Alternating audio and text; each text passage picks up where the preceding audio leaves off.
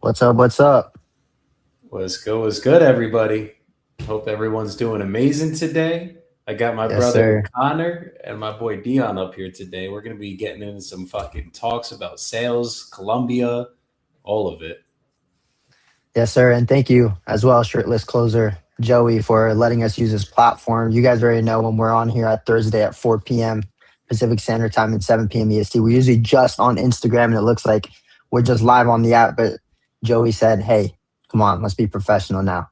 Join StreamYard." So I hope it looks better now, and I appreciate everyone that's going to be joining us today. As you guys know, the way that we run it on the closer control side, I'll have Joey intro because it's kind of like it is his platform too. But pretty much we do this every single Thursday at 4 p.m. PST, 7 p.m. EST, and we bring on live clients that are using our platform, Closer Control, a CRM software for wholesalers going direct to seller. We bring on other operators. We bring on other service people in the real estate space. But we're very filtered on who we bring on. So when you guys see us at this time on Thursdays, just know that the people that are on this live and on this call with me and Deon, they're vetted out and they simply make money and they get deals done. So that's it from my side, Joey. I'll let you intro and then we'll let Deon lead us. Let's do it. Let's do it. Make sure you click the go live on Instagram too on the app, not on the fucking server here. You have to like do it a second step. It's stupid. But yeah, guys, Okay. I'm if those of you guys that don't know me, I'm out here in Medellin, Colombia. I've been out here for the last 2 years, originally from New Jersey. And I've been wholesaling for the last 6 years, guys. So any help you guys ever need wholesaling wise, I definitely could bring some value for you. And just I'm just here to give help and provide as much value as we ever can. So let's get into this. Okay, so I got to go live on here right now. Okay, Yeah, just I might on be on the live. actual There you go. app. There we go. I think I'm live. I'm going to check this really quickly. Yeah, let me check on my end too.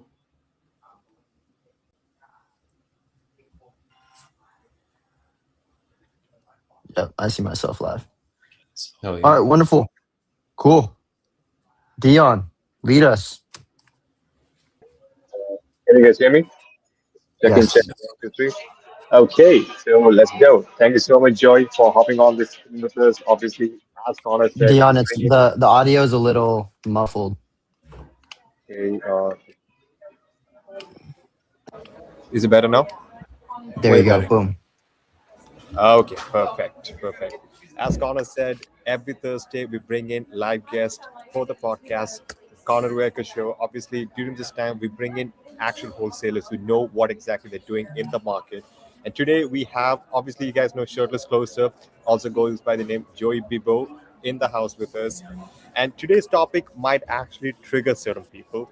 So the topic for today is how to get the sellers exactly where you want them. So we're going to be talking about how exactly this is going to be done from Joey's side, not by manipulating, not by forcing, but by actually controlling the frame of the conversation. Because the reality is, the seller is always going somewhere or the other way. And the question is, are you leading or are you reacting to it?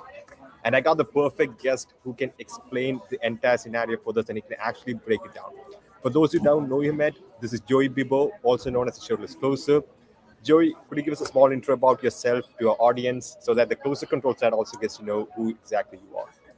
Definitely. So I started off in insurance sales. Well, actually, technically in a call center before insurance sales, and just blasting out calls to tech companies. And we were just appointment setting. I was literally just meant to set appointments for these guys to go in person and go sell their tech software.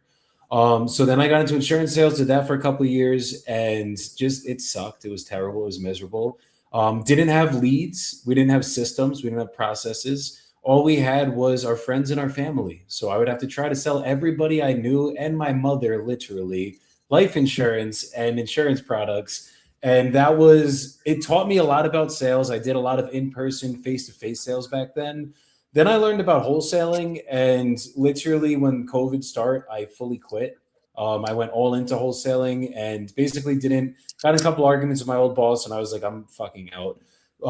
Saw the money you can make on wholesaling. And I remember back then I was just trying to make one 10K check.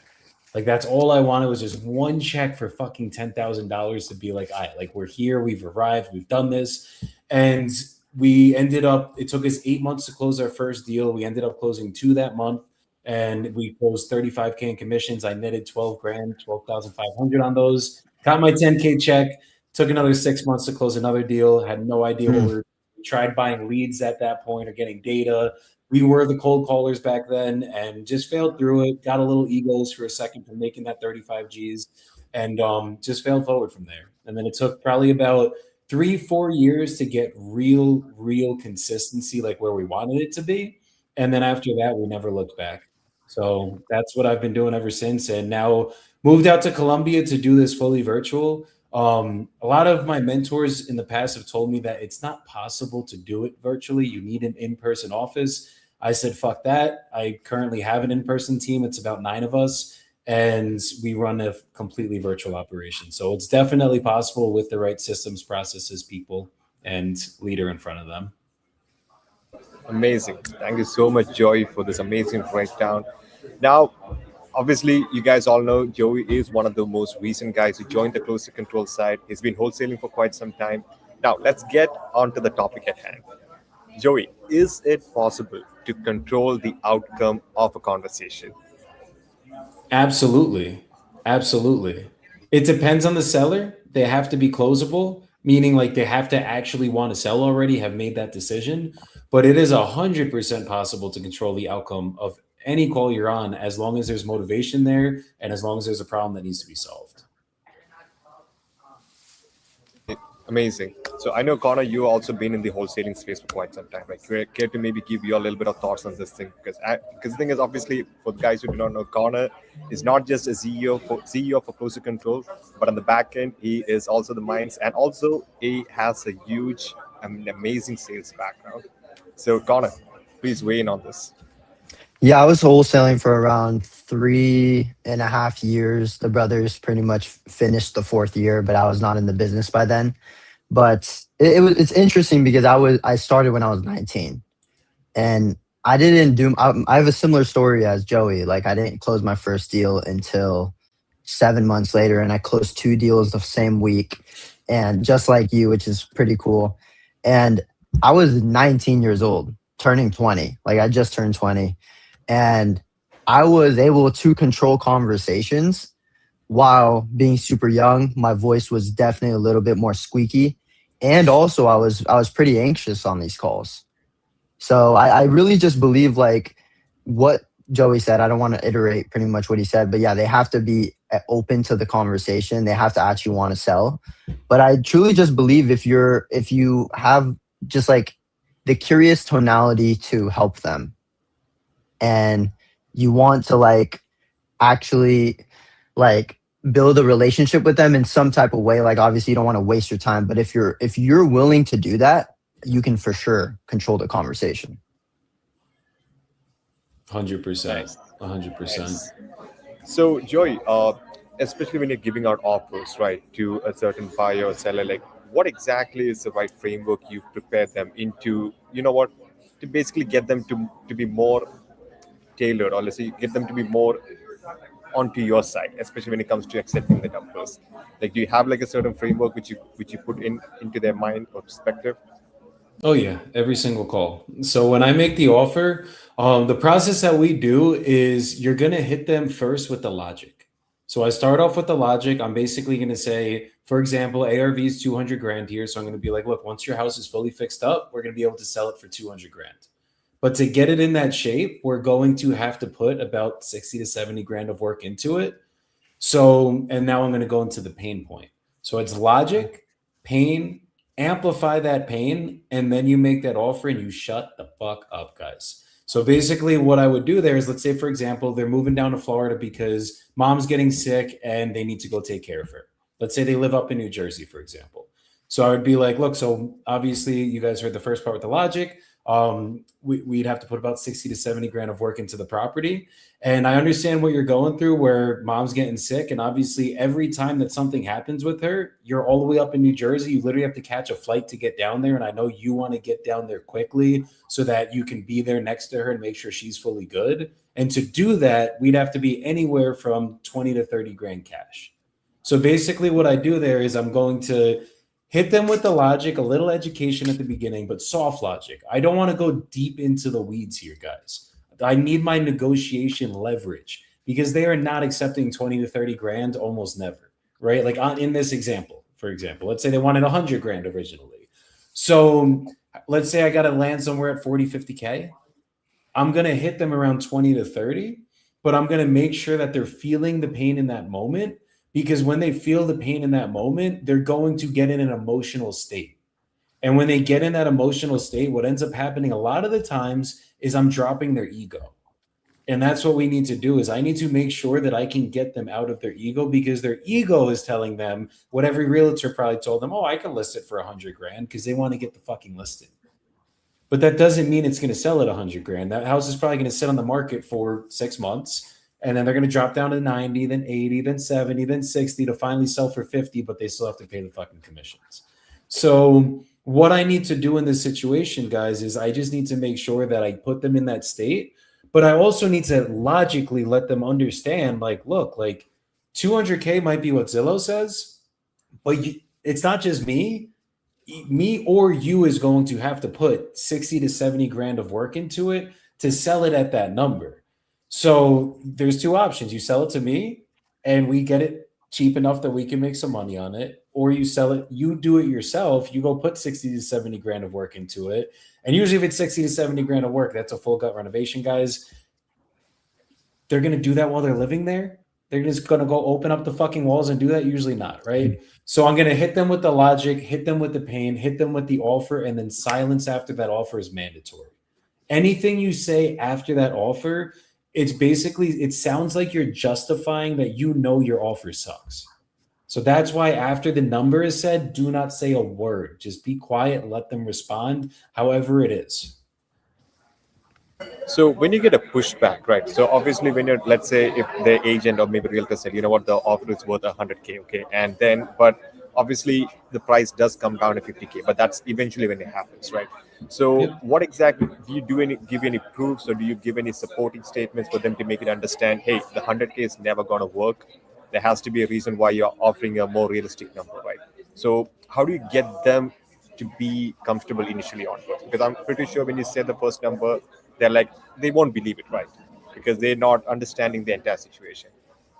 Exactly. And a lot of times after that first offer, you have to expect they're going to say no, guys. Like if you think they're going to say yes on your first offer and they say no and you get upset, you're in the wrong at this point. But let's say they say no to my offer. Like, no, Joey, I got to be at 100K. Now I go into education mode. What you don't want to do, guys, I call this going comp for comp. Comp for comp is basically like an ego battle. It's basically like if me and Connor's my seller, and I'm fucking sitting here, like I'm putting my hands up, and like he's putting his hands up. I know Connor could box, and fucking he's trying to throw at me, and I'm trying to throw at him. And we're never gonna win that battle, right? It's like Connor could box. I'm a wrestler, guys. If we went boxing for boxing, he'd probably knock me out. So I don't want to go boxing with my seller. I want to put my arm around my seller and let them see it's like it's the data versus you and me. I want to get you 100K. Like I wish I could get you 100K. Like my heart, guys, when I'm talking to my sellers, I hate it when I can't get them 100K, genuinely. Because like if I could offer everybody what they wanted and that was the reality, fuck, bro, that would be so dope. Like everyone would be happy and we would be fucking rich as fuck, obviously, at that point. But the reality is that house needs 70 grand of work to get it to sell at 200 grand. And if we do the math, after I sell it at 200 grand, pay out real estate commissions, pay out closing costs. If they're carrying hard money, pay closing or holding costs, there's $0 to be made at 100 grand. And another thing, so this is what I'll tell the sellers, guys, is your house is meant to sell to an investor right now. If your house needs a full gut renovation, typically a lot of these houses we're dealing with that are real distressed sellers or real distressed house situations, they're not meant to go to an end buyer. And the reason why is an end buyer physically could never get a mortgage on this property as it sits right now. So for somebody to get a mortgage on it, they're going to have to put 70 grand of work into it, or we have to do that work ourselves. So what I do in that situation is I disqualify the realtor. What is a realtor's job? It is to put that house on the market, typically to get an end buyer to buy that property. Most realtors do not like listing lower end properties and lower price properties. companies. Why? Because they earn a commission. If I'm a realtor and I'm earning a commission and I make 3% on 50 grand, I'd rather make 3% on 200 grand. I don't know about you guys.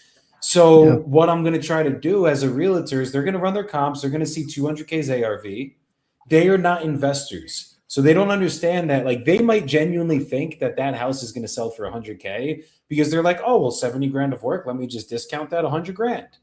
But the reality of that situation, and this is what I'll go into with the sellers, we'll bring it back to the negotiation really quick, guys, is you are not, you go list that house with the realtor, this is going to be your reality. It's going to go sit on the market for those 6 months. If you look at every house in your condition that's sold, they've all sold around 30 to 50 grand, depending on how bad it really was. So you can go with the realtor, you're going to have to pay them commissions, and it's still going to sell to the investor. So I basically just educate them on how it needs to go to an investor in their situation if they're going to sell it, unless they have the means to fix it up themselves. If they have the means, maybe it's a secondary house, they're investors, they have money, yeah, go fix up the house, right? But like your average homeowner, we're not usually always dealing with investors. We have to show them that it's just educating them at this point, right? It's just understanding it's always going to be a balance between logic and pain in the entire negotiation. But at this point of the conversation, I need to disqualify that realtor. I need to get that offer off the table. Same thing if they have other investors that offered them 100K. Or 80K. I'm gonna be like 80K plus 70K is what? 160 plus they have to pay holding costs, closing costs, everything. They physically cannot make money there.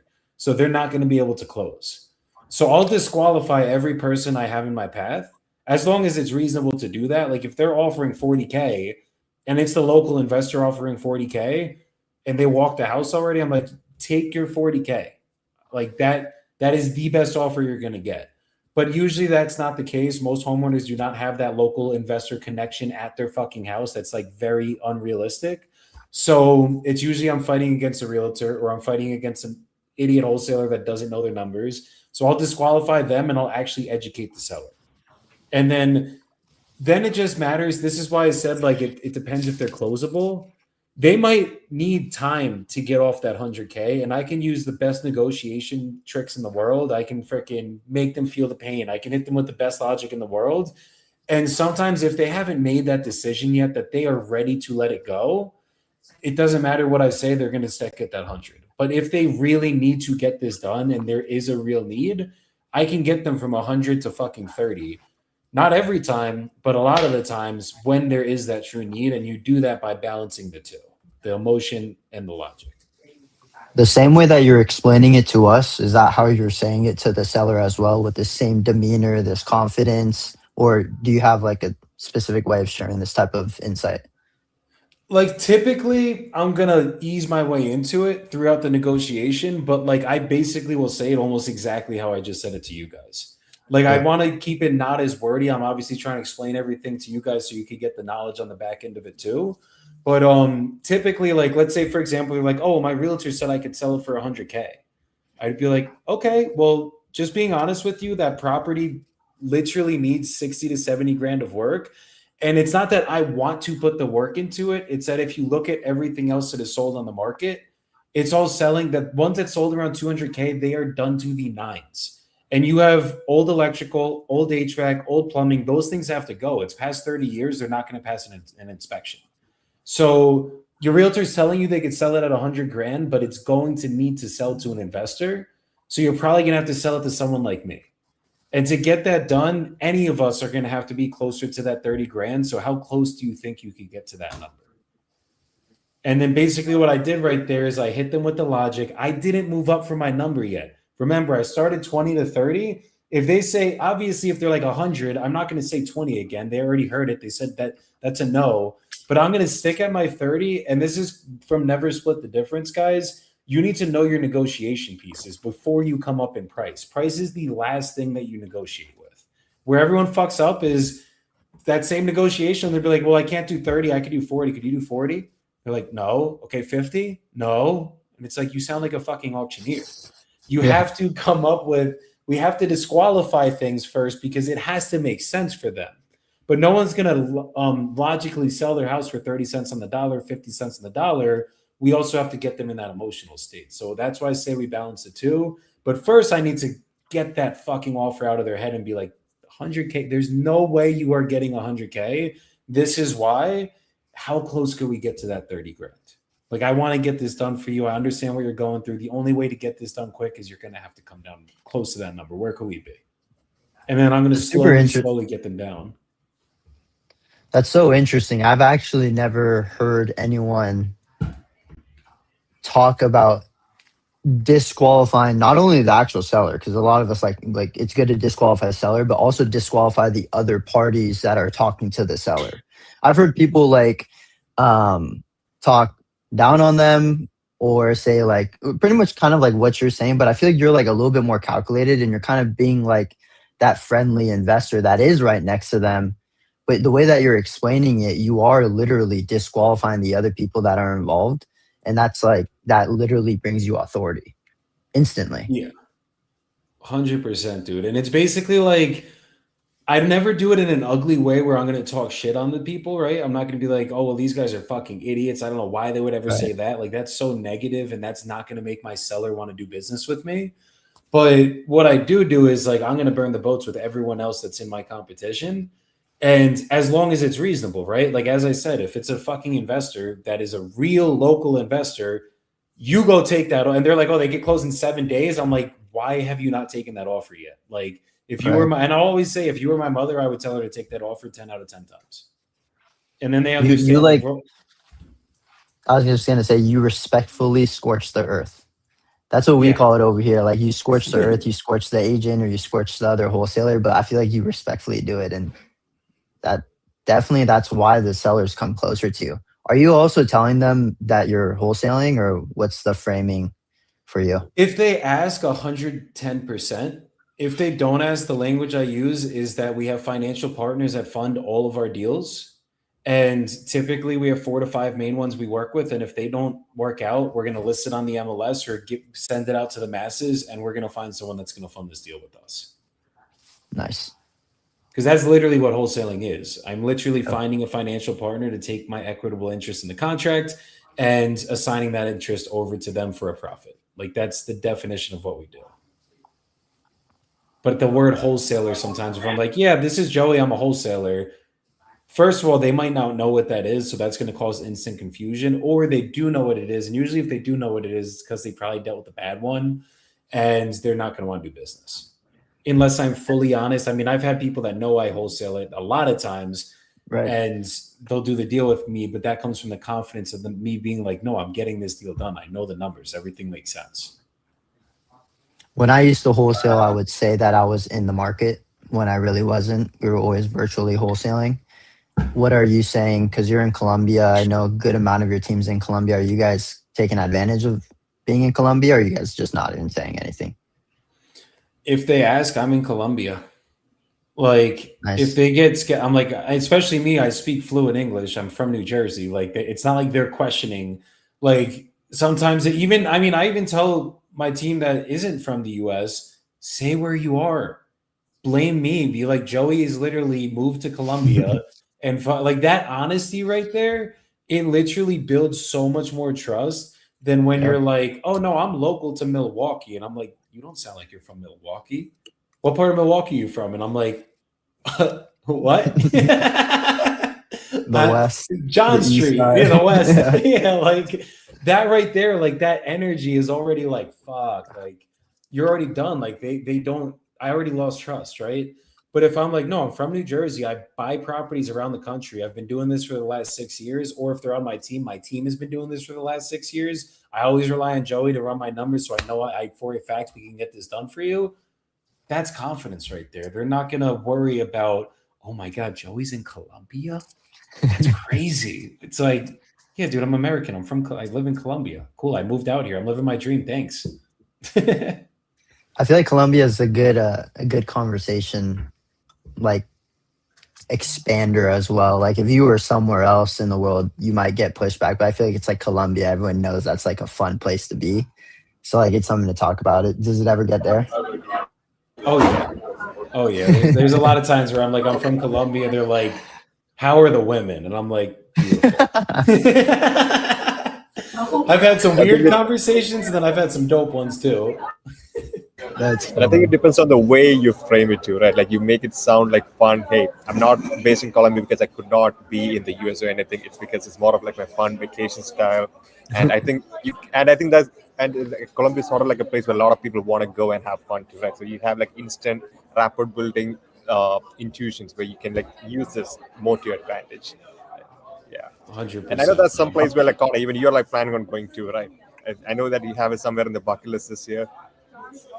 Yeah. Yeah, we'll be Maybe. going to Colombia in May for Joey and Ross's and their event. So that's going to be cool. We could talk about that too. Yeah, we def got to get into that event. It's going to be fucking dope. And I have some good announcements to drop too today. Nice. Fuck yeah. Fuck yeah. Okay, so Joey, okay, I think we really want to know more about the event actually, to be honest. So tell us a little bit more about the event so that our viewers and audience get to know about it as well. Let's do it. So we're throwing an event basically May 15th to May 17th, technically starting May 14th because we're going to do like a dinner the first night. But we will be bringing everyone out here to Columbia. I've been trying to throw an event for the last year and never was able to make it happen yet because just planning purposes. I got called to a bunch of events last year in the States, so schedules did not align. This year it has. So basically, we are going to be doing 3 days where the first 2 days is going to be GA. Basically, the first day, the entire day is basically going to be in the event center. Speakers speaking on stage. We have Scott Morse coming out. We have Nick Perry coming out. We have Abdullah Ghaffar, I Hustle Bro, coming out. And a bunch of other speakers. My boy Danny McBrin, who's local here now to Columbia, he's going to be here speaking. He's fucking giant operation, used to run out of Arizona, and fucking mobile home king, beast, and fucking wholesale, the whole nine. So he's gonna be here, and a bunch of other good guys. We got my boy Oswaldo Galarza speaking. That's big in the Spanish community. 180 doors he owns, and then we have Ricardo Salguero that's going to be speaking. They own very close to 2,000 doors, huge syndicators, and they are just fucking beasts in the industry. That he lives over in Ecuador. So basically, first day is going to be speakers all day, tactical real estate, wholesaling, investing. That's going to be the main focus of day one. Connor doesn't know this yet, but day two now, what we're going to be doing is we are getting a giant mansion. And we are going to start the day. Connor knows this part. We're going to start the day with the hike in the morning. And we've been figuring out logistics and everything, we were going to end the day at the event center. Not doing that anymore. We are ending the day at a mansion for GA and VIP to come to, where we're going to have a bunch of mindset speakers, social media people, people that basically have very big brands that have grown their brands, and people that are very big in mindset. Meaning we're going to go deep, guys. We're going to have some breakthroughs at this event. And like literally the point of the event, the theme of it is get the fuck out of your comfort zone. And that's exactly what's going to be happening. So we're doing a hike. There will be an exercise that is done at the top of the hike that will be for everyone to do. That's going to be, you guys will see, it's going to be a deep, deep, deep exercise, deep self work. And then everyone goes home for a little bit, shower up, get your sweaty selves fucking feeling good after. And then we're going to meet at the finca, which is going to be up in the mountains overlooking the city. That'll start somewhere around 2 to 3 p.m. And speakers will be speaking there. We're ending the event with Michael Smoke, Higher Up Wellness, speaking. He's officially confirmed as of today. So he's going to probably speak for a little bit over an hour. He is a huge brand, huge mindset guy, huge communication guy, and he's going to be breaking down communication. So basically, if you guys have issues speaking, whether it's being a closer and literally good communication on the phones, or whether you're building your brand and you want to learn how to get better at actual communication with like doing what we're doing right now, that is the guy you guys need to follow and you guys need to hear. He's a fucking beast when it comes to this stuff. So he will be ending the basically event at the top of the finca, sun setting, fucking whole nine, because the side that the finca is going to be on is the opposite to where the sun sets. So just the views there are going to be immaculate. The content we're all going to get is going to be beautiful, and I know lives will be changed at this event. And then from there, last night will be a little networking event we'll be doing. You guys will see how that's going to go. It's going to be fucking sick. Not like any other networking event I think anyone's ever been to, because it will be very, very different from the way people normally do it. And then the last day will be a VIP mastermind at the mansion, where we are going to be going deep with everybody that is at that mastermind. It's not really going to be break down your business and this is how you scale. You guys are going to learn a lot of that on day one. It's going to be more like actual self-work on the mastermind and really going deeper than we have the entire event. And there, I know people are going to have some breakthroughs, might do some cold plunging, might do some saunas, get a little crazy. And at the VIP mastermind, we'll have food there, the whole nine, and that will be at the mansion for day 3. So that's going to be the entire event. That's basically the itinerary of it. And yeah, like we have some of the best speakers. I'm confirming one last one tomorrow. That's going to be a big surprise to everybody. Y'all might not even know him. Huge brand, but not in the wholesaling space. He's scaled and ran many businesses, and he fucking so aligned to everything that we do with the mindset side, and it's going to be fucking dope to have him there. So meeting with him tomorrow, we'll get him confirmed. And yeah, dude, this is going to be probably the best wholesale event anyone's been to so far. And I'm fucking very fortunate, grateful, and excited to be fucking throwing this thing now. Well, stoked, to be honest. I'm stoked that you guys are going to have an amazing time. Wish I could be there, but apparently I have some travel stuff restrictions, which Connor knows. But yeah, more on to that later. So I think one of the things which has always been bugging me is one of the things which I want to know. One of the things which I want to know the most is, how did you come up with the persona, shirtless closer? Because I know this is something which I have not seen a lot in quite some time. It's just a decade event. We got pants on, guys. We're good. We're good. So it's actually kind of funny. So I started doing live streams with my old mentor, Aaron Bevins, about 2 years ago. And basically, there was one day where I was super late. And like, guys, if you know me, I'm usually not late to fucking anything. Like, I hate being late. So just got out of the shower, literally like put my fucking pants on, whatever. I had my shirt over my shoulder because I was like, let me just get into the fucking live so I'm not too late. And like, we weren't live yet. He was just waiting for me to get there. I'm like, yo, I'll be right there. My bad. Hold on. Dude, he looks at me and he's like, you know, you're going live with your shirt off now, right? And I'm like, you're fucking crazy. No, I'm not. That's ridiculous. And he's like, no, you're going live with your shirt off. And I was like, all right, fuck it. Let's do it. So hit the live button, go live with my shirt off. And the first time I did it, it was super weird. People were commenting, the whole nine. Then the next day that we did the live, because we were doing a live series at this point, 250K on market in 90 days. We made $0 during this challenge, guys. My first live challenge ever. I was on with my shirt on again, and people start commenting like, Joey, why is your shirt on? And then it kept happening in the comments. And I'm like, oh, fuck, here we go. So I ended up taking it off again. And then I realized, I was like, hold on a second. I got into wholesaling because I used to have to wear a fucking suit to go meet with people. And like, if you guys know me, I'm a sweatpants and fucking baggy shirt kind of guy. Like, I don't care how I look like that. Typically, I'm not like all about style. I mean, now with my wife, she makes me wear cool clothes and shit. And I look like a little paisa sometimes out here in Medellin. But I just was never into wearing the suits. And I had to literally go meet my cousins in a fucking suit to try to sell them life insurance. And the pitch back then was like, not like, hey, I'm coming to meet you to talk about life insurance. It was like, let's just sit down and go over what we do. I'm not here to sell you anything, but I really am. And that feeling was so uncomfortable for me. And then on top of it, I used to have to commute from fucking New Jersey to Queens. First it was Long Island, New York, which is a 2.5-hour commute each way to sell life insurance. And guys, I was broke. Like, I didn't make any money doing this shit. And I used to have to commute in traffic, basically 2.5 hours a day each way. Found this industry, found fucking wholesaling, and realized I never have to fucking wear a suit again. And not only that, I never have to go to a property again. Like, I can do this shit from the comfort of my own home as long as I have a cell phone, a laptop, and some fucking Wi-Fi. So then we made the shirtless closer a fucking brand. And that was literally where it came from. Cause it's like, it doesn't matter what you look like. You can have tattoos, you could have your shirt off, you could be fucking, don't do it, but you could be butt ass naked if you want. And they don't know because I'm on the phones, guys. You know what I mean? So it's like, you really can be fully free in this industry as long as you have the knowledge and the technology in front of you.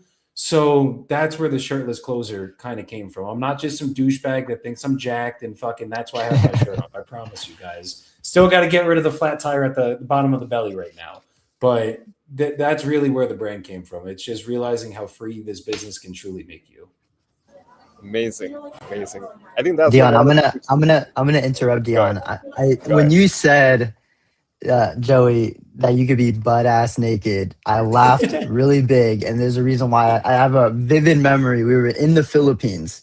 And guys, Philippines is hot as fuck. Like you're talking so hot. It's 2 a.m. in the Philippines, and I have only underwear on, and I get a call from a seller, and I'm like gasping for air because it's so hot. We're in this like hotel. And it was like, I don't know why we couldn't have the AC on or something like that. But I was like laying on the bed, and Ali goes, "You're about to close the deal. I'm gonna freaking take a video of you." There's literally a video of me on the bed, underwear only, like just like chilling and locking up an ovation. It was so funny, but so true. You could do anything. I mean, you could. I'm sure like most people that are like making this internet money, they're probably in their underwear with just a shirt on while taking sales calls. You know what I mean? And like, And you could do it.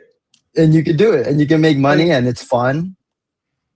Yeah, dude. And the funny thing is, I used to get fucking cold sweats when I would cold call, like actually, because like I would get so fucking anxious from it. So when I was sitting, first I was doing insurance in Boston, and I'd have to wear the suits, and I literally would have pit stains and fucking chest stains and everything because I was so nervous for making the calls. Then in the fucking call center, same shit. I'd be so fucking nervous. And now I'm on a stage with my fucking shirt off. And I also get cold sweats when I speak on stages, guys, because that shit's fucking scary. I spoke in front of almost 1,000 people in Spanish a couple months ago. Holy fuck, that was scary, guys. I was fucking shitting bricks up there, but we got it done and I could do it with my shirt off. So ain't nobody knew I was sweating. So now that it's gonna be your event, are you gonna be like shirtless the whole time, or what's? So I'm What are you emceeing gonna do? it. It's gonna get cold if I'm shirtless the entire time. I'm probably gonna have a shirt on for a good part of the event. But when I speak on the stage and I actually do my speech when I'm going up, 100%, there will be zero shirt on. And I'm working out every day to get rid of the flat tire so that when we're up there this time, we're looking big. I think I think you can set up like a heater right next to the stage so that in case it gets a little bit chilly.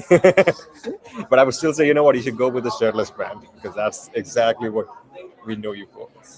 So, Connor, I know we are 100%. almost towards the end. Anything which you want to maybe get into know more about the branding style, or maybe more about how Joey does his closings? Yeah, I'm curious. I want everyone who's wholesaling to hear this. What does your team look like right now that you're in Colombia? You're also operating a bigger team than most do. What does that look like, and where are they also located? Absolutely. So we have Dean in acquisitions right now. Only acquisition manager on the team. We are looking for more. So if anybody wants to come on, hit me up. Got to send a video and everything, but hit me up, guys. But Dean's in acquisitions, and we have JVs that come in. That's our entire acquisition strategy. Last year, we were about 80% JVs. I had no one but myself in acquisitions. So we have Dean in acquisitions. We have Alejandra. She is in Colombia, from Colombia. She's from Ibagué, lives in Medellin now. She's in seller transaction coordination. So basically almost like customer service, where she is basically dealing with the seller at all times of the transaction once we have a contract. Then we have Adriana. She is basically in the middle of Prisca. Prisca is our actual transaction coordinator that handles with everything title. Adriana basically just does all of our admin work in between. She's almost like a marketing manager. When we get a deal, she sets up the investor lift listing. She sets up all of the marketing for the deal, goes into closer control, sets up all the workflows for everything that has to get put in there, gets that started, sets up the text, and then she does all the administrative work in between as well, sets up our deal board, the whole nine. Then we have Priska, transaction coordination. She's been with us the longest out of the team. She's amazing. She's in San Antonio, Texas. Then we have Santiago. Well, actually, we'll go into Dispo first, and we'll go into Santi. We have Pluto, Lamar. Lamar is on dispositions. He's in San Antonio as well. We have Nico. He's from Argentina, lives in Chicago, and he's in Dispo as well. Nico just got on the team literally this week, about to assign his first deal, guys. And then we have Santiago. Santi is from Colombia. He is basically our operator at this point. He does everything operations. He is the glue that makes sure everything sticks together. So he does everything in between, make sure that everyone is doing what they need to be doing, and just oversees the entire operation of the business. And then there's me, CEO, and I'm basically just doing everything that anyone ever needs me. I do sales training, basically accountability, and just figuring out different marketing campaigns, figuring out different strategies to go into, and sometimes getting in the seat and fucking closing like you guys know I do. So that's the entire team, and it is all run through a Discord channel. That's how we manage everything. We also have a WhatsApp group chat. And to be on my team, you have to go to the gym before a morning meeting every single morning. We start at 9:30 a.m. Eastern time, and you have to take a picture that you got that. I mean, not just the gym. Priska does jujitsu, she runs. We just need 30 minutes minimum of your heart pumping in the morning before you get on the phones. That's mandatory to be on my team. That's fire. I think that's like an amazing thing. I think that's one of the things about the Closer Control main CC core members, right? All of us, we are like hardcore into workouts. Like every evening, we all have like a workout Slack channel, workout and fun. You post your workout photos, you post what exactly you did, and and we do call some of them out too. So there are some of the guys who do slack a little bit, but yeah, we call them out. We make sure they get the stuff done. Now, one last question before we go to the fight chat round. I know you have. Is that from my side or? Oh no. Okay. Oh, that's me. Hold on. Oh yeah. So one last question. So I know you have like a big team handling different areas of the real estate acquisition side, disposition side. Now, where exactly does Closer Control fit in all of this? I know you've been one of the recent Closer Control clients, but please expand. Let us know a little bit more on that side. Definitely. So Closer Control is obviously our CRM that we're using now.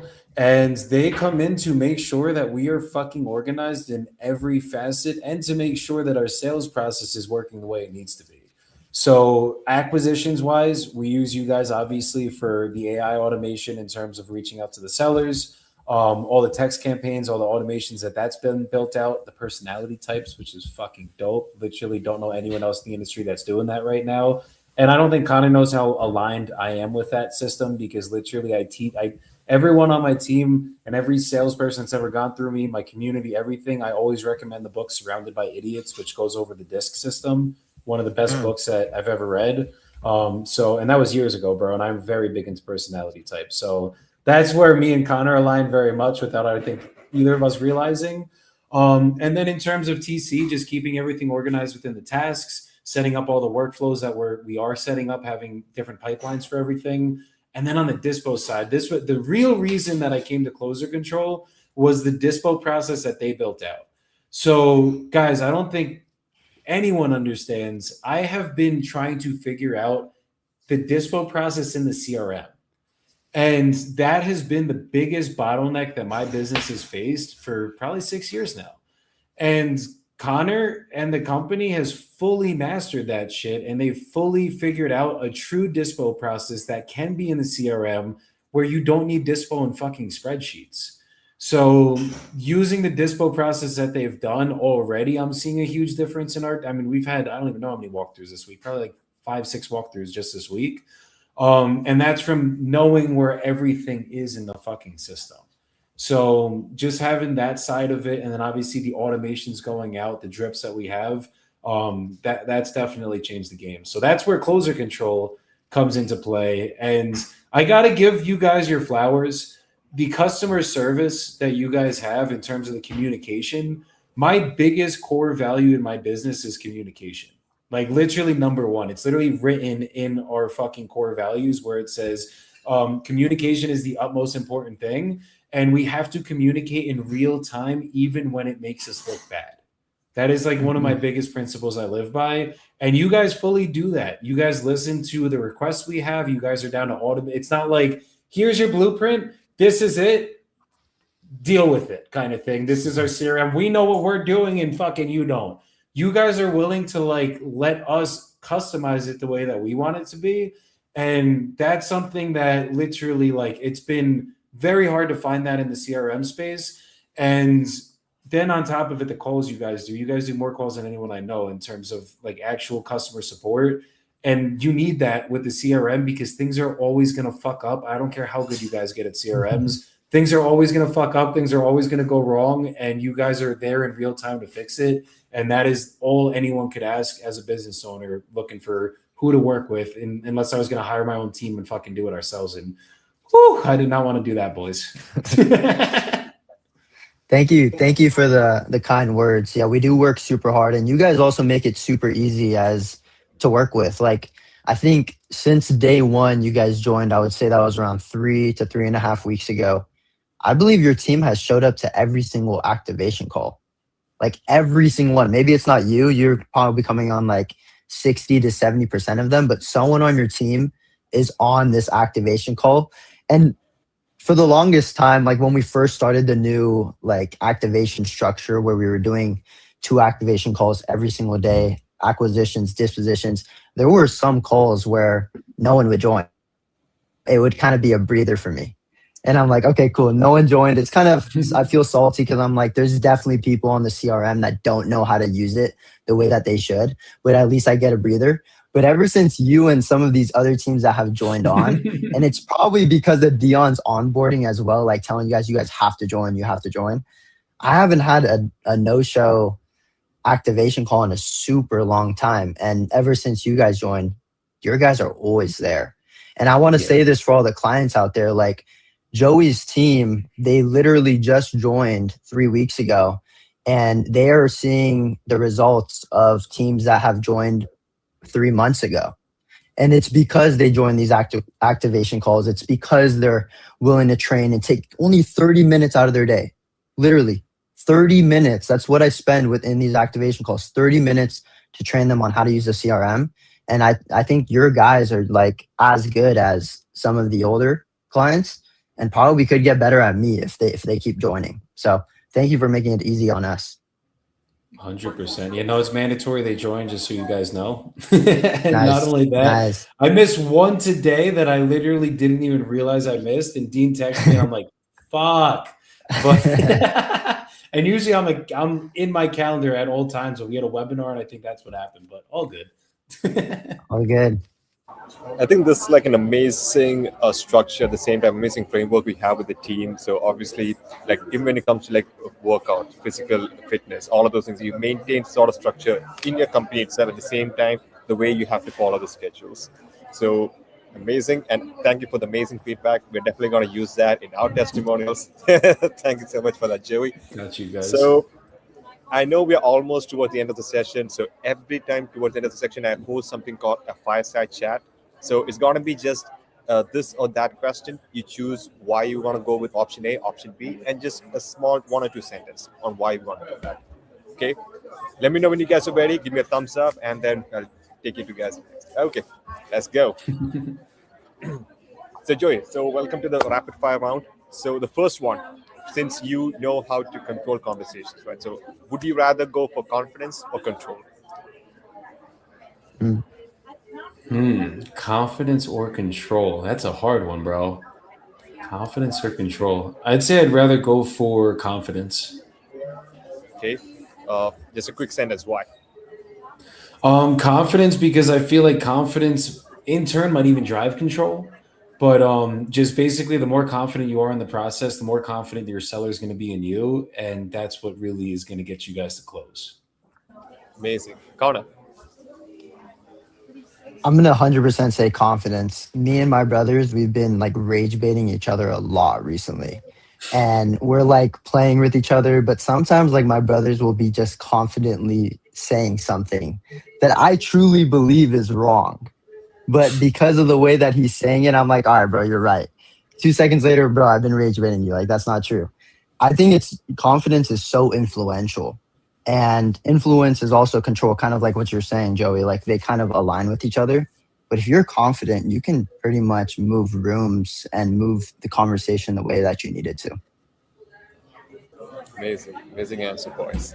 Next one, silence or persuasion? Silence. Okay, one two sentences. Why? Silence, because silence is going to build more confidence than trying to justify something. Justification is trying to persuade. And I don't got to usually persuade anyone to do anything. I just got to shut up sometimes. And by me shutting up, that confidence is going to soar and that's going to get the close. Connor. Silence as well. Just along with what Joe was saying, like the close, I would also use silence when I was talking to sellers when they would just say something challenging. Like they would say, like, I'm trying to get out of this city. I would be silent. And then like a couple of seconds later, I'd be like, wait, do I not know anything about the city? Tell me what's going on. I want to know the insider information. And like that breaks ice and it makes them feel like, oh, wow, this guy's actually listening to me. Nice. Now, this is something which I have a little bit tricky. So I know, Joey, this is slightly more. I mean, I feel like you can choose either of that. Okay, logical close or emotional close. Mm. Hard one yet again. I'd say emotional close. Okay. Because it makes more money. It's going to make more money. And people justify, what is it? People justify logic with emotion. Connor. Interesting. I'd say emotional close, especially when it does make more money. I also think, I would also say like I'm not even on the real estate side again anymore, but like on like the CRM side when we're trying to sell these services and these AI to people, I actually see like the logical close, like those are the best clients. So. Oh yeah, for your side, your business, Yeah. 1,000% logic over emotion for a fact. Yep. For real estate, 1,000% emotion versus a logic. Yep. On the acquisition side, dispo side, different fucking ballgame, logic. So would you say B2B is more logic? I think it's more logic 100%, especially for a service like yours. Because like for me, I logically had to make that decision, not emotionally. What happened emotionally. I was like, no, I can't do this. And then I had to go deep into the logic and I'm like, wait, no, dude, this is why would I not do this? The logic is making sense for why I have to make the switch. And I had to take the emotions out of it to literally make the decision. That was like actually what made me, for me as a client, that's what made me make the decision. Because if I went with the emotions, the other CRM I was on was one of my boys and I'm still boys with to this day. And that's what made it a harder decision. But now that I'm on it, logically, everything made way more sense. And that's why the decision had to get made. You had to take the emotions out of it. Nice. We're almost towards the end. Now, your first offer, would you make it strong or a soft offer? I'd say a soft offer. That's why I always do, instead of just like, I can be at 20K. No, I could be at 20 to 30 grand. That's more of a soft offer because they're not going to accept it anyways. How far is that from? How far is your soft offer from your MAO? So if you're saying 20 to 30K, what is your actual max allowable offer? Usually 40, 50, something in that range. I'll try to be 20. Are you always 20K I'll try to be south? like, depends on the difference of numbers, right? So like if let's say I'm at 20 to 30K, right? Like that's because I probably got to be 40 to 50, probably 50 MAO. But if I'm in like the 300 range, right? Like I could probably be at fucking like 220, 230, like really go low because it's if you look at the percentage from 20K to 50K versus from 230 to 300, the percentage is a hell of a lot bigger when you get, literally it's the exact same percentage, I think. So math is not working tonight, guys, but probably same shit. Like 60 to 70% of the MAO, and your MAO is like 60% of the ARV. Exactly. But like when I'm at 50K, like what am I going to offer? 5 to 10K? You know what I mean? Like probably got to be at 20 to 30 on that one. And it's still going to sting, but it will sting a lot less than 5 to 10, unless I have to be at 20 to 30 then. Yeah, Connor, I'd say the same thing. I'd say the same thing. Soft offer. Me and my brothers, we would. The purpose of the soft offer was for them to reject it. So we're going. I don't know if we were going as deep as you, Joey. I feel like you guys are going pretty deep. But we were making offers way lower than our MAO. MAO means make absolutely nothing. So you probably Mm, should be lower than the MAO. that's interesting. Make absolutely nothing. What is your MAO? If you're hitting MAO, how much are you making on the assignment? 20 grand now. 20 20 grand. grand Okay. minimum. We used to do up to 10, and that was not the move. Not the move. So 20 Were grand you now just? minimum. It was just too slim, or were Yeah, they we all were just not selling? 10 grand could turn to 2 grand real quick, and now you have to go for a price reduction. Whereas 20 grand, you have enough room to really fuck shit up. Yeah. nice. And the last question: one thing every closer must eliminate. One thing every closer must eliminate. I got this. This is easy as fuck. Their ego. Mm, Their ego. We are all egotistical creatures, and I mean, Connor has an ego, I have an ego, Deon has an ego, guys. We all have it. But to get to peace, you're going to have way better results than when you have your ego out. And when your ego's out and it's elevated, you're not at peace.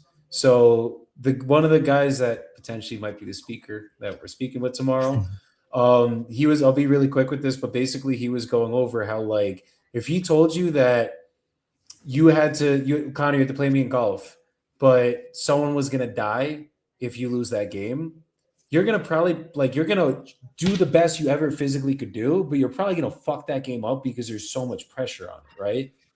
Whereas if we had to play golf and it was just let's go play golf, and like there was no competition between us, like we really genuinely did not give a fuck at all, and you're at peace, you might have a really good fucking game. So when you get that ego dropped and you're coachable, you're open, you don't care about the outcome, that's when you could fucking flex on anybody and the skills genuinely come out. Your personality comes out, the true you comes out, the genuineness comes out, and then you could close at the highest ability.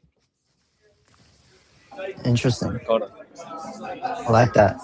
Um, I was too busy listening to you, Joey. I would say, I would honestly say the vices. I see like Alec. He doesn't have like too many vices, but I'm just using him as an example. The way that our calls have been booking recently in the past couple months, like this guy literally takes like 8 sales calls a day, and it's really difficult because these calls can go from 30 minutes all the way up to an hour and a half. And he's literally trying to give these people who don't know much about systems the greatest system. And sometimes they're not open to it. And when there's things outside of the workspace that are like engaging with him, it makes it really difficult for him to like really have a strong day. And we need him super focused. So what we do is we allow Alec to literally um, do sales calls, and then everything else it's peaceful. Like we don't show him any of the issues that are going on in the business. We don't show him much of the difficult things that are going on or the bugs that are having problems. And it's because we need to keep him peaceful. We need to keep him focused on these conversations. And I feel like if you're just distracted, or if you're getting, if you're smoking, or if you're drinking, or if you're doing anything like too much, I think in moderation it's okay, but anything too much, it's gonna hinder your sales. Yeah, I can 1,000% agree with that because I don't drink anymore. I don't smoke anymore. That literally was smoking weed was the biggest vice I had to give up. But literally, bro, the way that the business has been going, the way my life has been going, my relationships, everything. Yeah, getting away from all the vices, guys, and yet again, bringing it back to peace. finding true peace without needing other things to give you those dopamine hits, that will change your fucking life. That will change your business. That will change every aspect of what you guys are doing. Amazing. Well, amazing, guys. I know we're almost here towards the end of the session. Joey, the shirtless closer, thank you so much for hopping on this call with us, sharing some amazing insights. And also, we're excited for the event. I know Connor would be there, but maybe for the next one, I'll try hopping on. Well, Let's thank you get so it, much, Deon. guys. Let's get it. Connor, please end the show for us. Yeah, I'll let Joey do his outro, and then I'll just finish up on the back. Sure. Yeah, well, I appreciate you guys getting me up here today.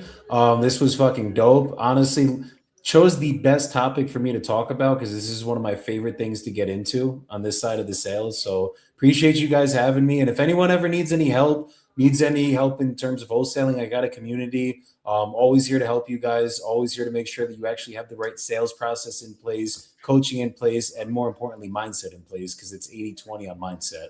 So if you guys ever need help with any of this shit, hit me up. I'm always here to help you guys. And yet again, thank you guys for having me today.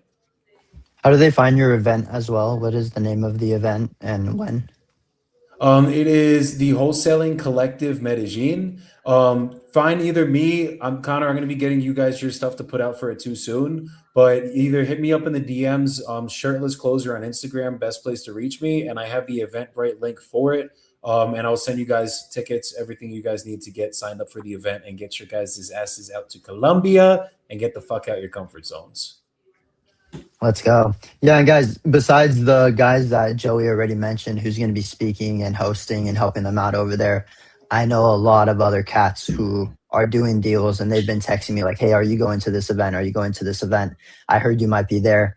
And there's going to be some really good players in the room that are just experiencing it like we're going to be experiencing it. So it's going to be a huge opportunity. It's also in Colombia. I've never been to South America. I'm super excited to be introduced to it through your guys' eyes.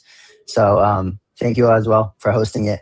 But guys, every single Thursday, 4 p.m. PST, 7 p.m. EST, we have this call, we have this live, and you guys can entrust in us that these are going to continue happening and it's going to be completely valuable. Guys, if this helped you, please rewatch it, take notes. Hopefully it's saved to one of our accounts. Maybe we post it on social media, but also send it to a friend if you have it as well. Send it to them. I'm sure they can get value from it. Joey, Deon, thank you very much. Appreciate you guys for listening. God bless. Have a good night. Peace out, y'all. See ya. Bye, guys.